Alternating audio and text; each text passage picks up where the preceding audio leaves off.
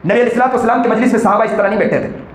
हमारे हज़रत वाला मौलाना ज़ुल्फ़िकार अहमद नक्शबंदी दमत बरकातों का हाल ये होता था कि वो अक्सर कहा करते थे कि लोगों को चाहिए कि अकाबिर के सामने बैठा करें और उनके चेहरे को देखें, उसके अलावा इधर उधर भी ना नज़र उठाएं, क्योंकि अल्लाह जो रहमतें अल्लाह वाले पर उतारता है उसके ज़र्रात मुतवज्जे होने वाले के दिल में भी उतार देता है।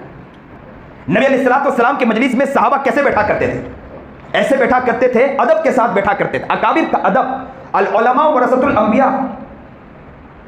मैं अपना अदब नहीं करवाता।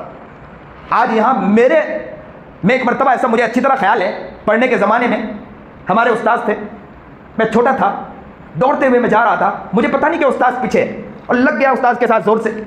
उस्ताद ने पीछे से लगाया तो कहा, मैंने इसलिए नहीं मारा कि तुमने मेरा अदब नहीं किया, बल्कि मैंने इसलिए लगाया है कि तुम्हें बतलाना चाहता हूँ कि आज मेरा अदब नहीं करोगे तो दूसरे उलमा का भी अदब नहीं कर पाओगे।